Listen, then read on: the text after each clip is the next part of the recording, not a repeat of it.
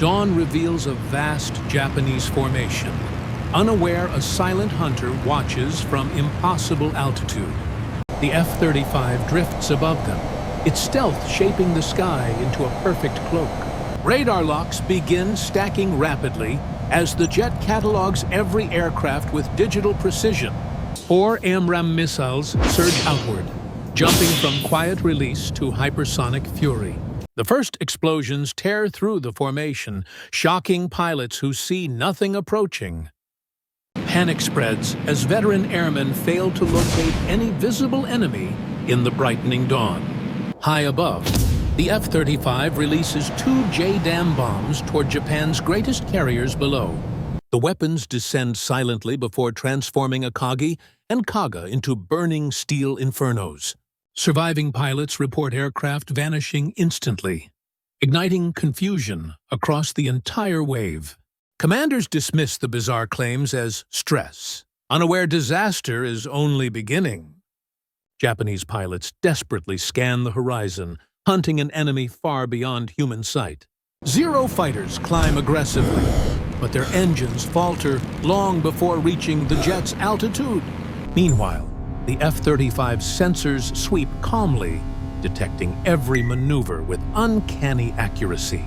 The pilot monitors the chaos through a panoramic helmet display, showing perfect battlefield clarity. 6 infrared cameras stitch together a seamless 360-degree vision around the stealth aircraft. Radio chatter grows frantic as Japanese groups break formation without clear instructions. Some pilots push their Zeros upward recklessly, chasing rumors of a ghostly intruder. Another AMRAAM streaks downward, deleting a target long before its victim can react. The missile's onboard computer adjusts autonomously, guaranteeing a clean terminal intercept. Stories of an invisible demon begin spreading across the surviving Japanese flyers. Dive bombers drop early, scattering bombs wildly out of fear and confusion. Midway suffers only minimal damage as the shaken attackers retreat prematurely. The F-35 loops wide, maintaining distance while tracking retreating aircraft with ease. Japanese radios fill with contradictions, overwhelming the limited communication systems aboard. Nagumo receives incomplete reports, confused by claims of sudden unexplained losses. He assumes pilot failure and orders the launch of every remaining operational aircraft. 170 planes lift off, forming Japan's final and most desperate strike wave. Veteran Zero pilots lead the charge, convinced discipline will restore order to the assault. Overhead, the F-35 climbs to 45,000 feet, surveying the sky like a sentry. Thermal signatures bloom across the pilot's visor, revealing the incoming armada clearly. The Japanese wave tightens formation, unaware their density makes them ideal targets.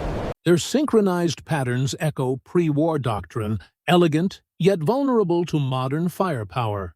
The F-35 angles downward slightly, preparing for precision passes through the swarm. A few Zeros break ahead, attempting to intercept whatever threat lurks above. The F-35's cannon erupts briefly, shredding a Zero with devastating concentrated fire. The destroyed fighter disintegrates instantly, leaving surviving wingmen stunned. The jet banks sharply, executing maneuvers impossible for any WW-2 aircraft to match. Acceleration throws it forward, opening impossible distance within mere seconds. Zero pilots push engines to their limits, struggling hopelessly to maintain visual contact. One determined fighter attempts an ambush from behind, climbing aggressively. Rear sensors alert the F-35 pilot, highlighting the attacker with bright precision. A slight head turn locks the target, enabling an effortless high-speed engagement. Another short burst from the cannon obliterates the pursuing aircraft instantly. Japanese formation cohesion collapses as more pilots lose faith in the mission. Many request withdrawal, terrified by an enemy that kills without revealing itself. The F-35 switches modes, scanning ocean surfaces for larger metallic signatures. 4 massive carrier profiles appear clearly, illuminated by sensor overlays. The Japanese fleet remains convinced the threat lies near Midway, not above them. The jet maintains a distant observation path, preserving stealth advantages. Smooth upper atmosphere winds allow stable targeting from extreme altitude. Done hit. Akagi is selected first, her long flight deck stretching across the pilot's display. Computations finalize impact points, optimizing the bomb trajectory precisely. 2 JDAMs fall away, silently beginning their guided descent toward the fleet. Lookouts eventually spot distant specks, but fail to issue timely warnings. Anti-aircraft crews scramble too late as the bombs accelerate downward relentlessly. Akagi's impact detonates deep below deck, fracturing her structural core instantly. Paga receives a similar strike, igniting volatile fuel stores beneath her hangar deck. Towering plumes of smoke rise skyward, visible miles across the Pacific horizon.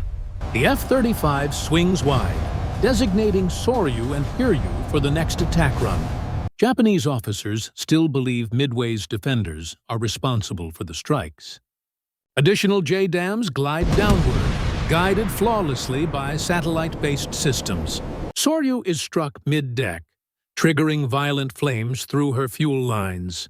The unarmored piping spreads fire rapidly, overwhelming damage crews immediately. Hiryu attempts evasive turns, but her bulk prevents meaningful escape maneuvers. The next impact rips through ammunition stores, erupting into catastrophic explosions.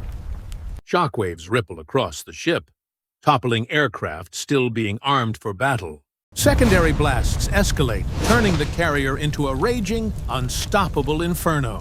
0 pilots overhead watch helplessly, realizing their bases have been destroyed completely. Many lack fuel to return anywhere, their strategic lifelines suddenly severed. Some ditch into the sea, hoping rescue ships can reach them eventually. Others circle aimlessly, fighting despair as their gauges edge toward empty. Japanese naval aviation collapses entirely with the loss of all 4 carriers.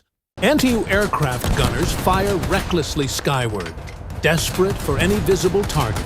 None of them ever spot the F-35, hiding far above their effective range.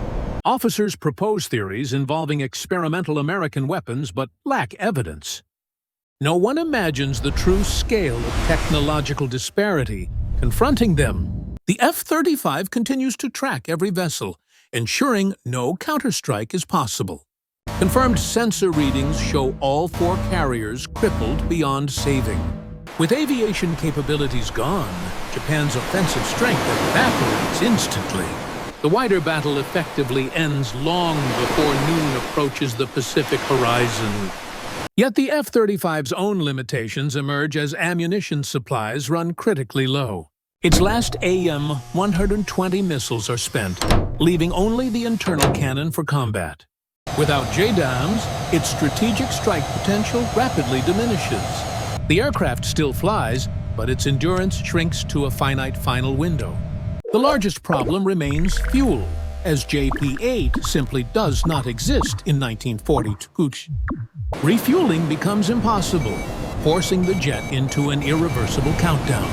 Maintenance proves equally hopeless with no compatible tools or spare systems.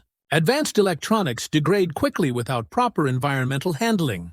Even the fighter's stealth coatings cannot be serviced with period materials. Tires, hydraulics, and sensors all face attrition the era cannot repair. The F-35 becomes a one-mission titan, unstoppable but unsustainable. Still, its single morning of action has rewritten the entire Pacific conflict. 4 carriers lie ruined, ending Japan's offensive momentum instantly. A decade of naval power collapses in mere minutes under modern firepower. Japanese survivors speak fearfully of a phantom machine dominating the sky. Reports describe an unseen attacker that kills from beyond sight and reach. The legend grows rapidly, becoming known as the mysterious Ghost of Midway. Historians later marvel at how technology can alter battles decisively. One advanced fighter reshaped events entirely, despite existing impossibly out of time. And the final question remains haunting. What if such power appeared in other wars?